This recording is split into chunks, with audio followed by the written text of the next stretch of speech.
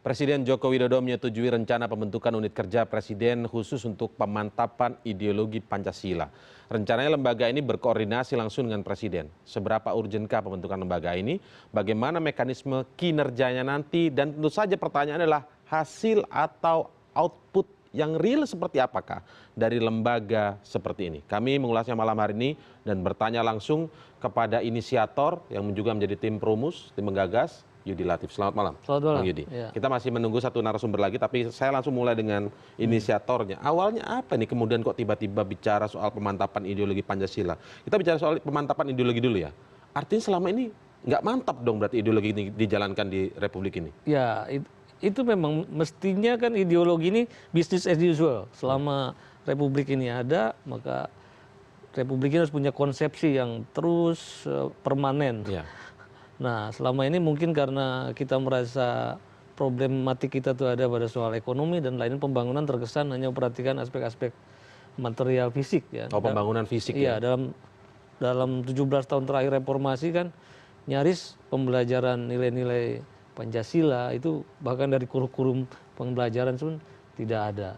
Tiba-tiba kesenjangan antara pembangunan fisik dan pembangunan nilai itu dampaknya sudah terasakan mulai terasa sekarang di mana terjadi ada berbagai gejolak, kesalahpahaman, orang tidak saling percaya siapapun, ya, isi sosial media ya, apapun kita tidak percaya pada siapapun, setiap orang berlomba mengkhianati sesama negaranya, jadi paling kepercayaan rakyat pada pemerintah, rakyat dengan sama rakyat juga terjadi, ya. Dan kalau ini bisa dibiarkan terus, saya kira apapun capaian pembangunan fisik ini bisa dijatuhkan oleh culture, hambatan-hambatan kultural itu. Ibaratnya gini, dalam iringan kereta berkuda, kecepatan larinya kuda itu tidak ditentukan oleh kuda yang larinya paling cepat, tapi justru oleh kuda yang paling lambat. Dan menurut indikator yang dilahirkan oleh Lemhanas, oleh survei nasional BPS, di dalam 10 tahun terakhir dari Ipolexos Budhankamnas itu indikator yang paling terus merosot tidak pernah naik-naik itu indikator ideologi. Bahkan survei terakhir BPS yang belum dirilis nih, tapi saya juga ikut merumuskan, memberi saran atas indikatornya. Dari 100 orang paling tidak sekarang 30 orang Indonesia itu tidak bisa secara hafal menyanyikan lagu Indonesia Raya, banyak yang tidak lagi hafal Pilasila Pancasila. Itu indikator yang sangat ada survei semacam itu, survei seperti itu. Nah, jadi ini confirm ya bahwa apa yang diukur berdasarkan survei dan realitas kita sekarang, ketegangan-ketegangan di ruang publik, ya, itu menunjukkan ada problem yang serius di dalam nation building kita. Oke, katakanlah ada problem tentang soal bagaimana Pancasila belum secara mantap sampai sekarang setelah 17 tahun reformasi bahkan itu diaplikasikan baik oleh pemimpin kita, baik oleh seluruh masyarakat kita, dengan munculnya ketidakpercayaan antar masyarakat, ketidakpercayaan masyarakat dengan pemerintah, kemudian saling curiga dan begitu hate speech begitu banyak dan lain sebagainya. Tetapi apakah ada kekhawatiran akan ada ideologi-ideologi lain yang berusaha masuk ke dalam Republik ini melalui berbagai peristiwa begitu terakhir ini? Iya, pada landscape global kita juga tahu memang sekarang kan kekerasan komunal, ya, terorisme, ya, itu sebenarnya itu terjadi di mana-mana. Bahkan di Amerika Serikat juga gejala hate crime ini bangkit, di Eropa, Timur Tengah dan lain-lain. Karena ya saya bilang globalisasi ini kan melahirkan dua hal. Pertama adalah semakin meluasnya kesenjangan sosial, ini gejala yang sifatnya umum, bahkan termasuk Amerika sendiri, kesenjangannya lebar. Kedua, ketika kesenjangan sosial terjadi, kita juga mengalami distorsi komunikatif gitu, bahwa ruang-ruang publik ini tidak memungkinkan kita untuk biasa dialog dalam situasi keadaban, situasi hikmat kebijaksanaan, tapi semuanya akibat tata nilai ini mulai disubordinasikan oleh rasionalitas instrumental, kapitalisme dan lain-lain. Jadi kita juga tidak biasa terlatih lagi menyelesaikan masalah-masalah duduk bareng melalui satu kelapangan konsensus, tapi semuanya hanya siapa mengalahkan siapa mempolitisi siapa. Itu akibatnya kesenjangan sosial di satu sisi dan robeknya tenunan-tenunan komunikasi antar budaya, antar masyarakat. Itu membuat mudah sekali masuk pada gelombang amuk yang pada tingkat yang lebih tinggi melahirkan pada situasi yang ngeri seperti di Aleppo dan lain-lain itu. Jika semangatnya memang bagus, tetapi masalahnya ketika bicara Pancasila ini secara real begitu ya. Ketika orang mungkin membaca judul kita pada malam hari, pemantapan ideologi Pancasila. Wah, jangan-jangan seperti zaman Orde Baru lagi, penataran P4 dan lain sebagainya. Maksudnya bagaimana hal ini bisa real, bisa nanti diaplikasikan, kinerjanya seperti apa, dan tidak menjadi slogan-slogan lagi, apalagi kemudian lembaganya seolah-olah sudah mulai ada kecurigaan, begitu ya, kalau boleh memakai kata kecurigaan bahwa jangan-jangan ini hanya sebuah lembaga yang untuk menguras uang APBN lagi, begitu. Nah, realnya seperti apa nanti Bang Yudi akan bisa jelaskan. Kita juga nanti akan lihat dari perspektif lain dari peneliti senior dari LIPI, Siti Zuhro. Setelah jeda berikut, tetaplah bersama kami.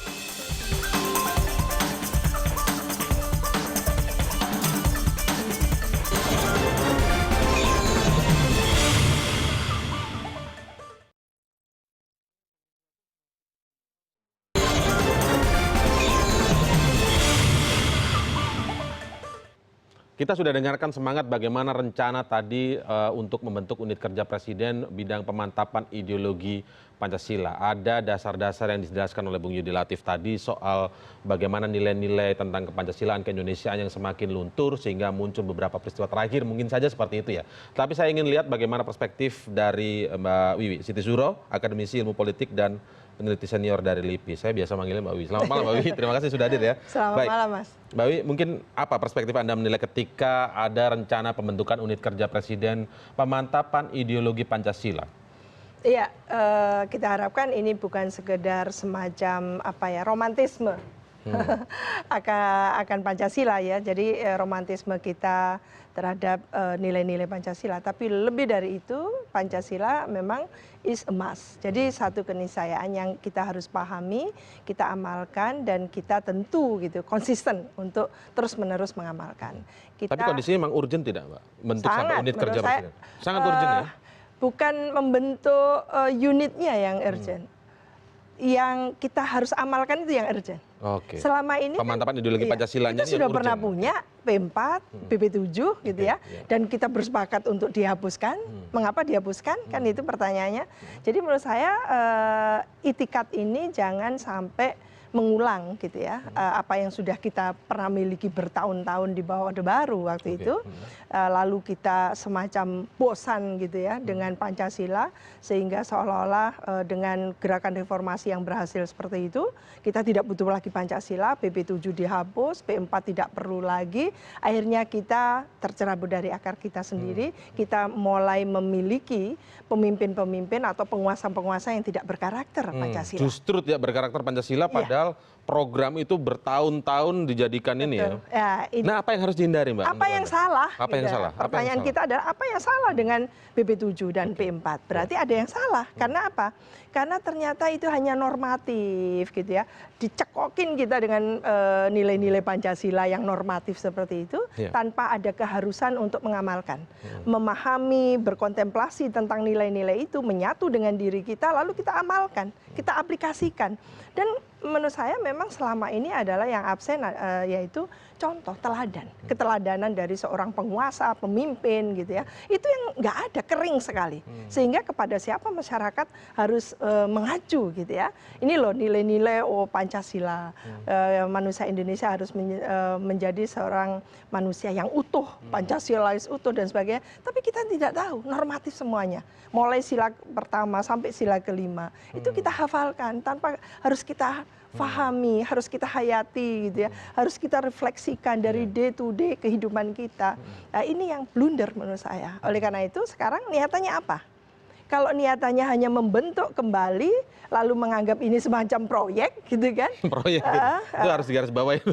Nanti Bung Yudi musibah menurut saya, ini musibah gitu. Oleh karena itu, ini bukan sekedar sebagai proyek apalagi atau rencananya sekedar akan tingkat ada. kementerian tadi kata Pak Luhut Binsar Panjaitan ya. Iya, kita tidak terpukau dengan tingkat apapun gitu ya, mau dinaikkan ke tingkat apapun, kalau ternyata tidak berdampak positif apapun ya terhadap perilaku tutur kata dari para katakan pemimpin kita. Jadi Anda akan mempertanyakan mekanisme kayak apa dan outputnya yang real bagaimana begitu Iya, dampaknya yang kita target dan dampaknya itu ada enggak jaminan akan positif?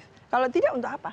Bung Yudi bisa Anda jawab, kira-kira apa nanti seperti apa? Karena kan kita tahu di era Orde Baru juga, mungkin dalam tulisan Anda juga mengkritisi bahwa di era Orde Baru Pancasila memang menjadi program-program yang sangat rutin, yang sangat dari tahun ke tahun, penataran sampai tingkat sekolah-sekolah juga. Tapi ternyata tidak ada hasilnya begitu. Nah, apa yang Anda ambil maknanya ketika apa yang harus dihindari, apa yang harus dilakukan, mekanisme seperti apa? Dan kalau tidak salah pesan Presiden, itu tidak hanya menjadi slogan, tidak hanya kemudian menjadi dari atas ke bawah saja, tapi juga benar-benar bisa diterapkan, tidak menjadi sekedar proyek kata Mbak Wiwi tadi. Bagaimana?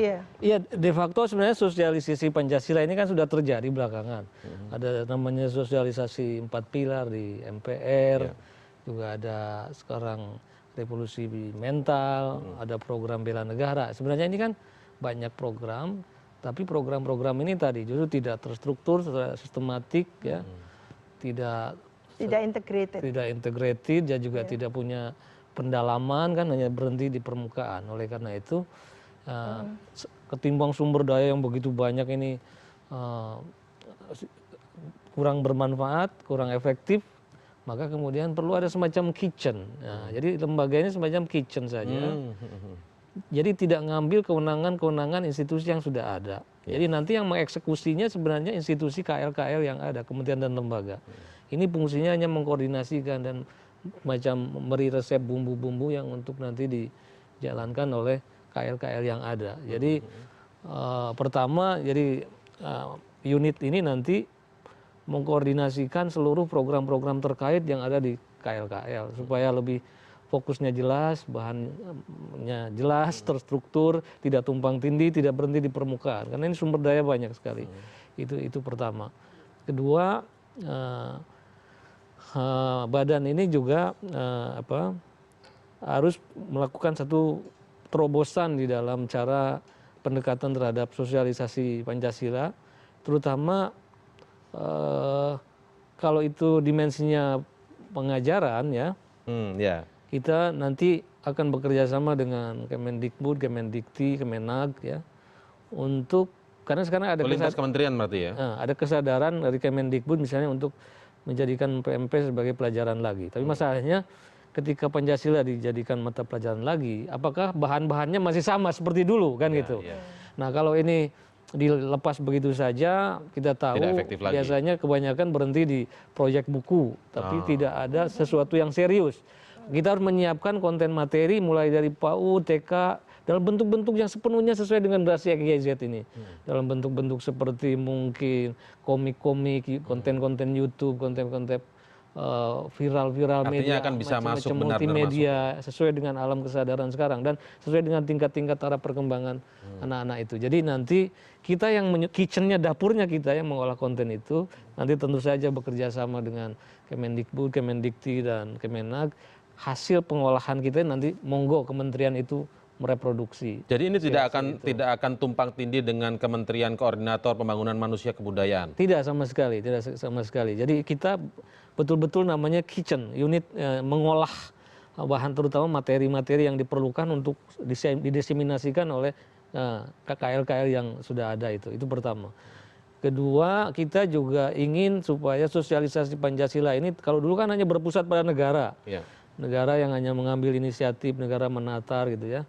Sekarang kita dipenting adalah jejaring, terutama dengan komunitas masyarakat. Jadi sekarang kan banyak juga concern-concern yang sama terjadi di masyarakat. Nah, masalahnya bergerak sporadis sendiri-sendiri, tidak ada konektivitas satu sama lain.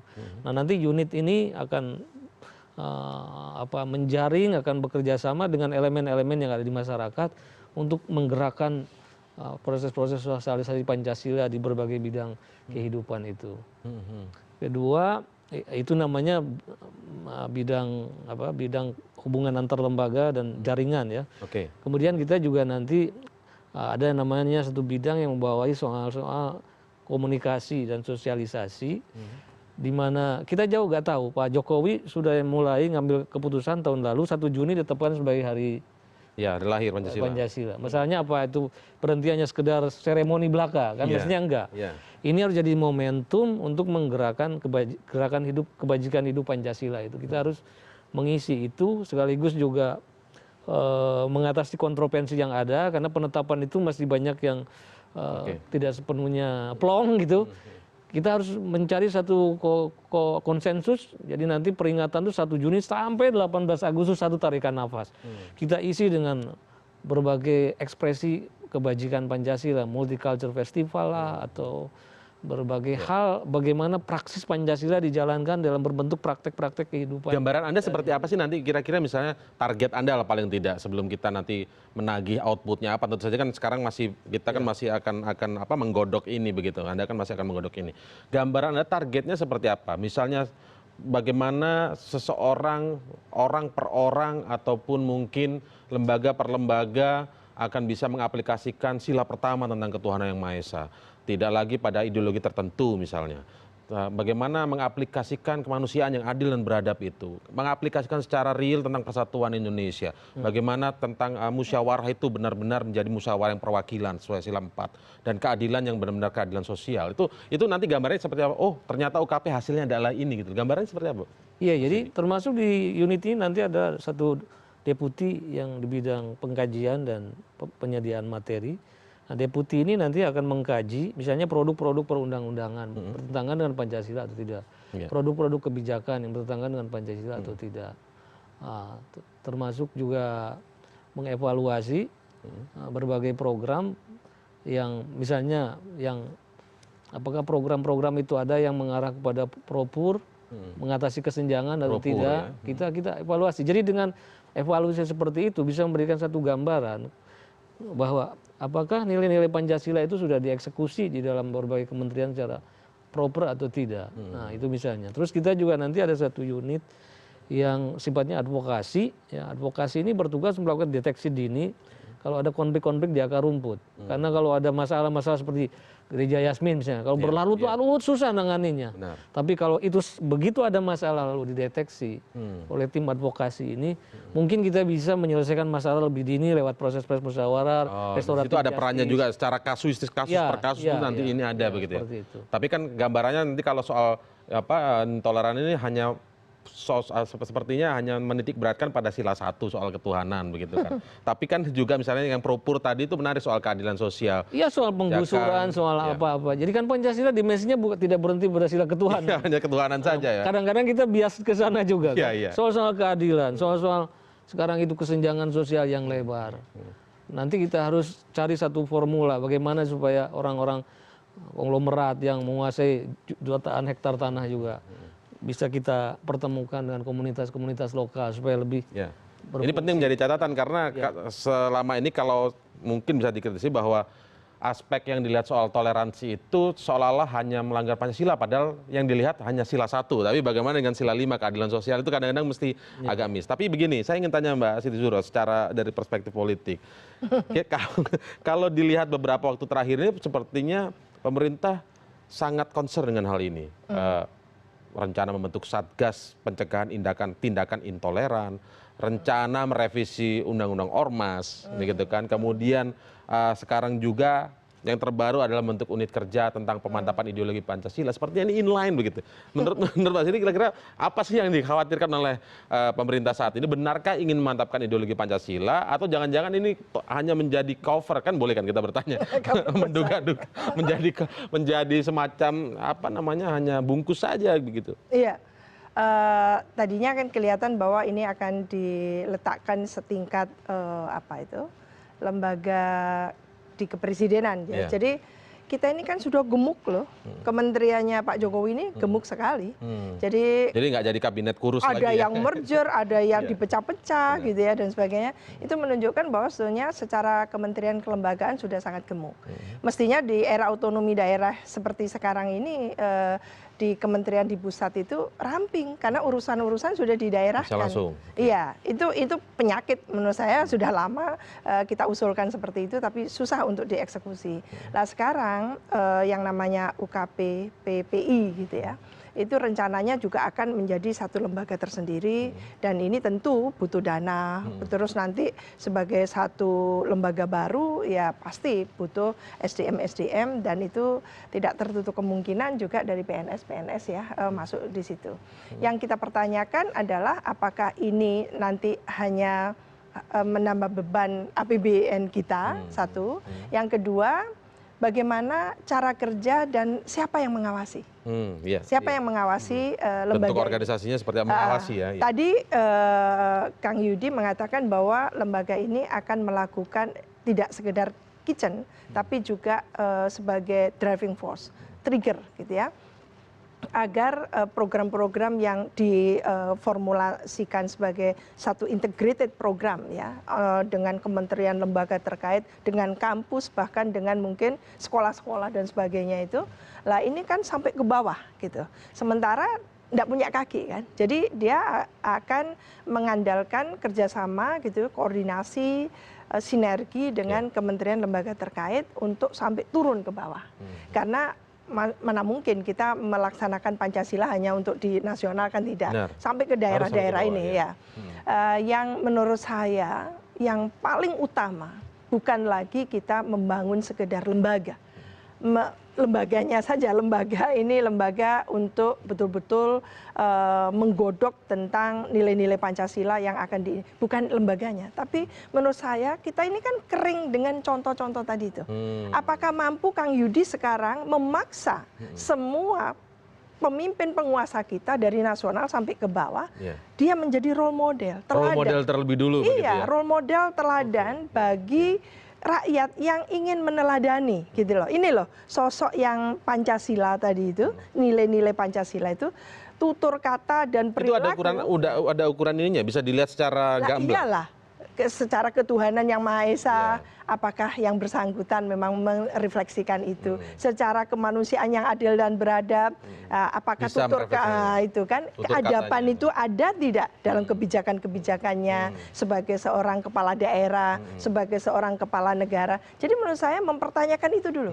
Kalau itu tidak bisa diikat sebagai simpul, ya saya melihat Kang Yudi sebagai simpul untuk menggerakkan ini gitu ya, mesin besar bagaimana nilai-nilai Pancasila bisa membumi ya di bumi pertiwi ini, menurut saya akan gagal total. Kita ngomong pahitnya aja Kang Yudi.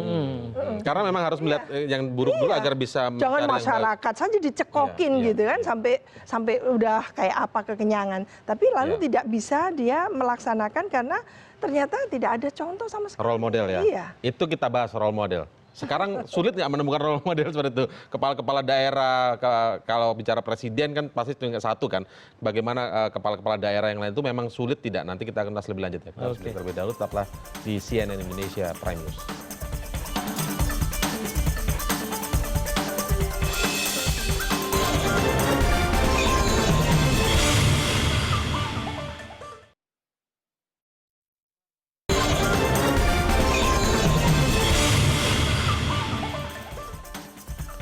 Beberapa saat lalu, Kapolri bersama Ketua Umum Majelis Ulama Indonesia menggelar jumpa pers terkait antisipasi ekses negatif pasca keluarnya fatwa MUI tentang larangan penggunaan atribut Natal. Dan untuk menyegarkan kembali materi konferensi pers tadi, kita bergabung dengan koresponden Femi Afriyadi di Rumah Dinas Kapolri. Selamat malam, Femi. Jadi apa saja yang menjadi inti pertemuan antara Kapolri dan Ketua MUI tadi? Ya, selamat malam Indra. Yang menjadi inti pertemuan antara Kapolri dengan Ketua MUI Ma'ruf Amin adalah mengenai bagaimana sosialisasi fatwa MUI nomor 56 tahun 2016 yang dikeluarkan pada tanggal 14 Desember 2016 lalu terkait dengan penggunaan atribut non-Muslim khususnya pada perayaan Natal yang akan menjelang nanti. Dan yang tadi cukup ditegaskan dari kedua belah pihak adalah bagaimana sosialisasi dari fatwa ini yang kemudian dalam kurun waktu 6 hari ini menjadi salah tafsir dan menimbulkan ekses negatif di tengah masyarakat. Jika kita merujuk kepada beberapa kejadian setelah fatwa ini dikeluarkan, ada beberapa kota di Indonesia yang justru mengartikan dan menjadikan fatwa ini sebagai rujukan untuk menjadikan ini arahan Kamtipmas begitu, sehingga ada aksi-aksi seperti sweeping ataupun juga sosialisasi yang tidak seharusnya ataupun juga yang bersifat intimidatif dilakukan oleh sejumlah ormas keagamaan begitu. Dan inilah yang tadi ditegaskan kembali oleh kedua belah pihak antara MUI dan juga Kapolri bahwa fatwa tersebut bukan merupakan rujukan hukum positif yang berlaku di negara Indonesia sendiri. Ini hanya berupa himbauan ataupun juga anjuran dan ajakan kepada umat muslim untuk tidak menggunakan atribut-atribut yang bernuansa Natal begitu. Nah, yang perlu digarisbawahi, atribut-atribut ini adalah yang melekat di badan orang tersebut. Artinya ini berupa pakaian ataupun juga seperti topi begitu, Indra. Ini yang menjadi catatan dan menjadi garis besar himbauan dari fatwa itu sendiri. Sementara untuk ornamen-ornamen lain seperti pohon Natal yang dipajang di lobi sebuah pusat perbelanjaan atau di lobi sebuah kafe, ini tidak menjadi sasaran dari himbauan fatwa yang dikeluarkan MUI tersebut. Inilah yang kemudian ditegaskan kembali bahwa atribut-atribut yang disebutkan adalah terkait dengan hal-hal yang tadi saya sebutkan. Jadi ini bukan berarti menyamaratakan atau mengeneralisir semua ornamen-ornamen Natal tersebut digunakan oleh umat muslim dan dinyatakan haram oleh MUI. Begitu, Indra. Baik, terima kasih Femi Afriyadi melaporkan langsung dari rumah dinas Kapolri. Baik, ini akhir-akhir ini memang kemudian beredar semacam sweeping ormas, lalu kemudian apa yang dilakukan ormas ketika membubarkan sebuah ibadah di Bandung begitu. Nah, ini kita tidak bicara soal tindak pidananya, tapi soal gejalanya, gejala sosialnya begitu ya. Apakah ini juga yang mendasari bahwa apakah memang ormas-ormas kita ini sekarang sudah mulai, kalau mengutip tulisan Anda, kehilangan keindonesiaan itu? Iya, jadi problemnya bukan hanya di ormas, tapi problemnya juga ada di aparatur negara. Aparatur negara ya? Okay. Aparatur negara tidak tegak lurus dan prinsip-prinsip Pancasila. Jadi kalau kita bicara Pancasila, jangan dipikir hanya diarahkan pedangnya kepada masyarakat aja, tapi juga seberapa konsisten para penyelenggara negara itu menjalankan nilai-nilai Pancasila. Oleh karena itu, nanti di dalam lembaga ini yang kita evaluasi bukan hanya soal apa yang terjadi di masyarakat, tapi juga perilaku aparatur negara sendiri, dan termasuk kita ngasih rekomendasi jangan aparatur negara ini bertindak seperti ragu di dalam menjalankan prinsip-prinsip. Padahal kalau bicara soal pedoman tentang Pancasila dan sebagainya kan bukannya aparatur negara ini yang paling banyak dicekoki selama ini begitu kan, entah itu TNI, entah itu kepolisian. Ya belum tentu ya, belum tentu dalam arti ternyata kan konsistensi terhadap prinsip-prinsip penegakan negara hukum ini kan masih kelihatan ambigu gitu. Padahal jelas message-nya di pembukaan yang 1/5 pokok pikiran keempat mengatakan negara berdasarkan ketuhanan yang Maha Esa menurut dasar kemanusiaan yang adil dan beradab, mewajibkan para penyelenggara negara untuk menjunjung cita-cita kemanusiaan dan cita-cita moral rakyat yang luhur. Jadi yang pertama-tama harus menjiwai, menghayati, mengamalkan Pancasila itu para penyelenggara negara. Karena para penyelenggara negara inilah tadi pusat teladan masyarakat. Dalam sejarah kita dari dulu kalau pusat teladan ini tidak mencerminkan keteladanan, biasanya kerusuhan-kerusuhan terjadi ini di wilayah pinggiran. Nah, karena ada distrust. Kalau distrust terhadap otoritas melahirkan distrust sesama warga dan lain-lain. Jadi dalam pendekatan baru ini bahwa kritik kita Pancasila itu harus bisa bukan disorganisasikan negara, harus bisa mengatasi di atas.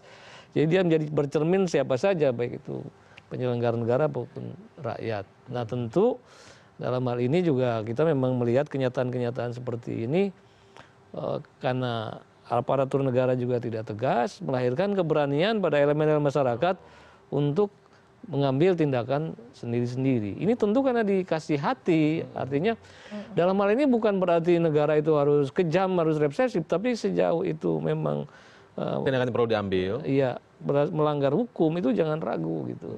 Saya kira itu. Karena kalau keraguan menegakkan hukum akan memberi presiden kekuatan-kekuatan yang melanggar hukum akan semakin berani memaksakan. Nah, terkait dengan pokok pikiran keempat seperti yang Anda tadi sebutkan begitu. Dan kemudian terkait dengan pertanyaan Mbak Wiwi soal role model. Artinya ini apakah yang menjadi sasaran utama ketika unit kerja presiden pemantapan ideologi Pancasila ini akan menjadi sasaran utama dari UKP ini, unit kerja ini, untuk mantapkan dulu ideologi-ideologi dan bagaimana para tokoh-tokoh kepala daerah maupun kepala pemerintahan agar lebih mantap dulu begitu? Ya. dalam soal ideologi. Iya, jadi selain saluran-saluran formal yang sudah ada seperti edukasi, business as usual, fokus kita terutama justru pada wilayah-wilayah yang belum bisa dijangkau oleh institusi-institusi negara yang sudah ada. Misalnya justru sekarang calon anggota DPR, DPRD itu sebelum naik jadi anggota dewan, dia harus dapat pembekalan dulu wawasan Pancasila dan kebangsaan ini. Tentu dengan pendekatan baru, bukan hanya sekedar hafalan seperti itu. Jadi karena wilayah operasinya ini kan terhadap institusi di bawah pemerintahan. Nah, ketika anggota DPR belum dilantik menjadi anggota dewan, dia masih ada di bawah otoritas sekjen dan setjen. Nah, dia harus melalui proses-proses penataran semacam quote unquote lah, pokoknya semacam begitu, supaya mereka datang sebagai anggota dewan tidak dengan kepala kosong, karena banyak kan orang yang itu tidak anggota dewan ya tidak sepenuhnya orang yang sudah lama mengalami keterlibatan dalam problem publik kan, ada orang-orang baru yang tiba-tiba jadi paling tidak punya wawasan dasar dulu lah, baik, supaya produk-produk perundangan yang saya mencoba untuk mengejar agar bisa bagaimana lebih real. Ini mungkin bisa juga sebuah diskusi ya. Kalau misalnya begini, contohlah kemudian ada seorang kepala daerah, kemudian dalam seluruh kebijakannya ternyata merugikan masyarakat kecil misalnya. Apakah UKP itu nanti bisa kemudian memberikan rekomendasi, penilaian atau apa yang lebih real untuk kemudian ya nilainya kurang bagus lah sebagai kepala daerah. Jadi ada output yang real, misalnya ternyata dia dalam sisi ini oke bagus, tapi dalam sisi yang lain ada kurang nilai Pancasilanya dalam sila kesekian dia kurang bisa menerapkan misalnya. Mungkin nggak secara jadi ada ukuran jadi masuk dalam penilaian kinerja ataupun seperti raport gitu misalnya. Ya, assessment itu bisa terjadi karena sebenarnya kan udah ada beberapa indeks juga yang melihat itu, ada indeks demokrasi, ada indeks macam-macam.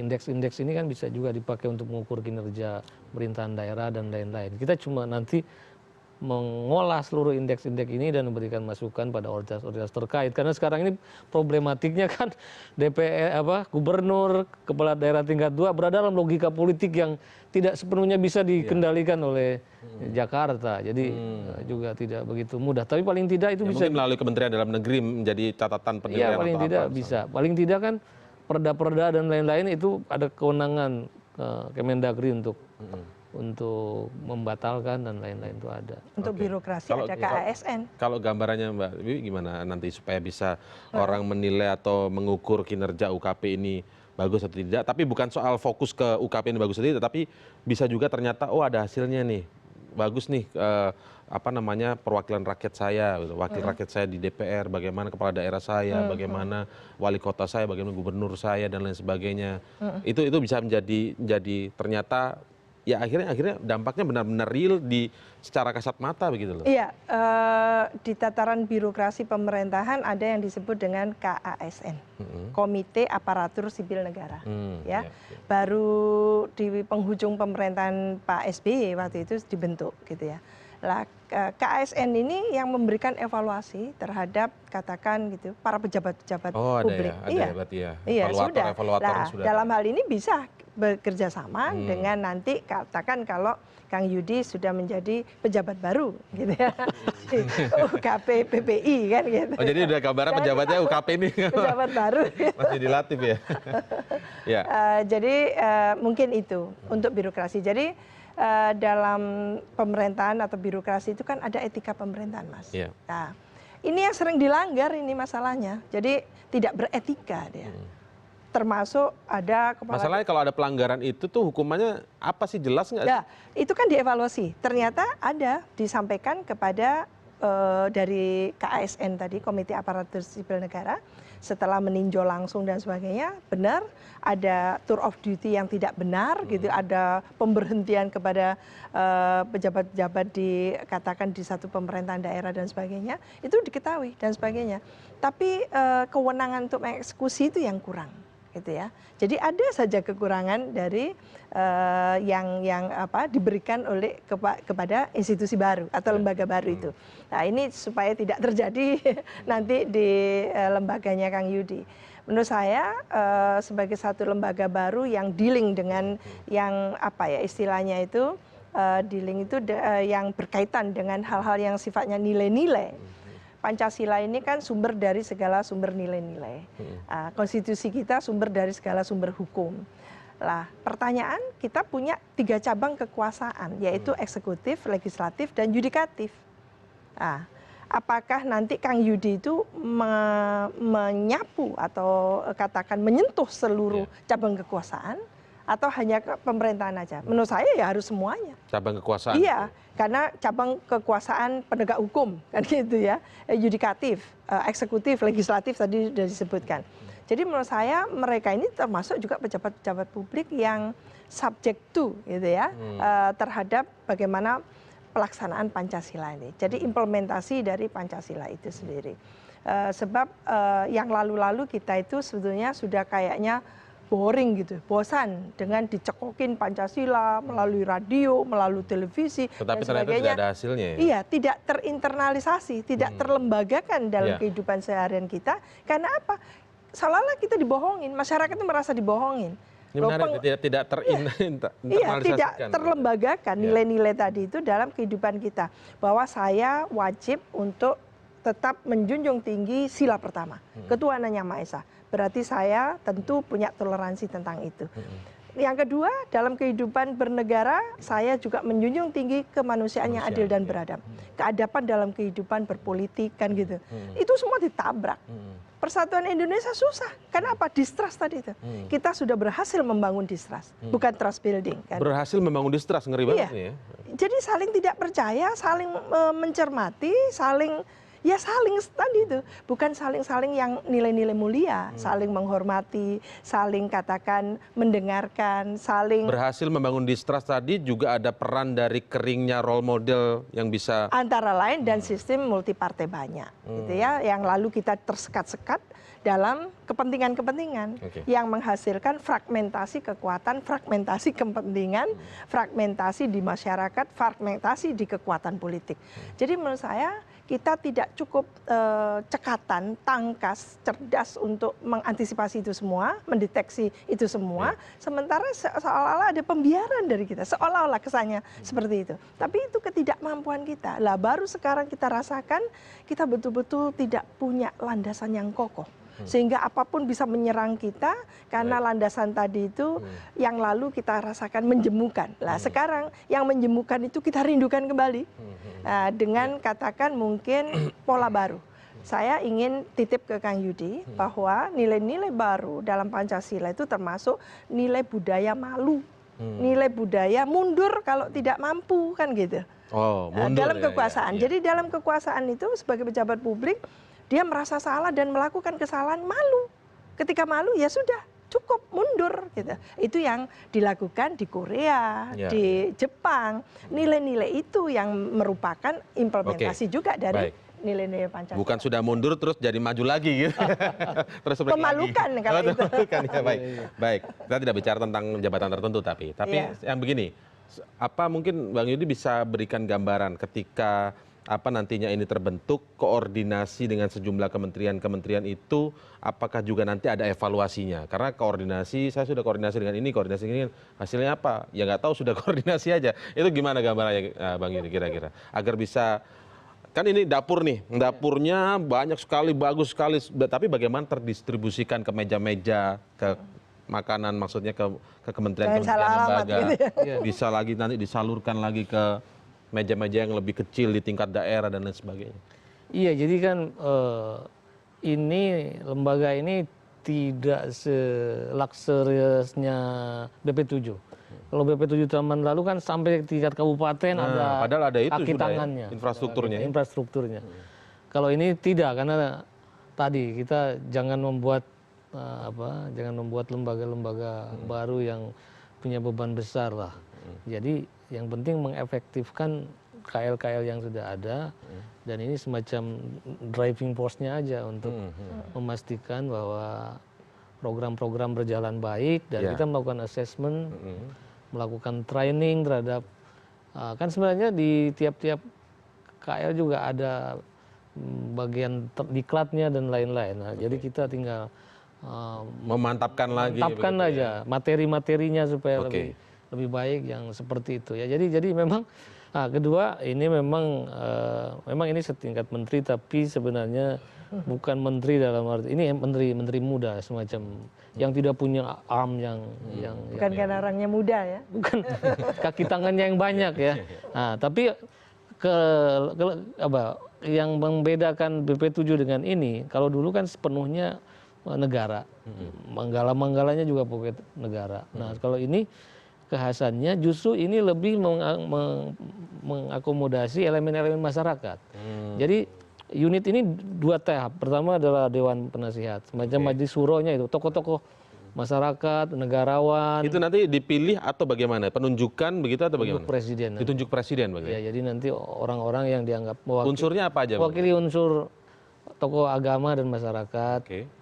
Negarawan yang bekas ya termasuk mungkin bekas presiden whatever saya nggak ngerti, kemudian purnawirawan yang dianggap teladan lah. Nah, jadi pokoknya tokoh-tokoh masyarakat di level atas ini yang bisa merangkum mewakili berbagai elemen bangsa di situ yang punya kekuatan pengaruh lah di masyarakat. Baru di bawahnya adalah Dewan Eksekutif dan nanti di bawah Dewan Eksekutif selain ada 5 deputi ada kesekretariatan, juga ada manggala.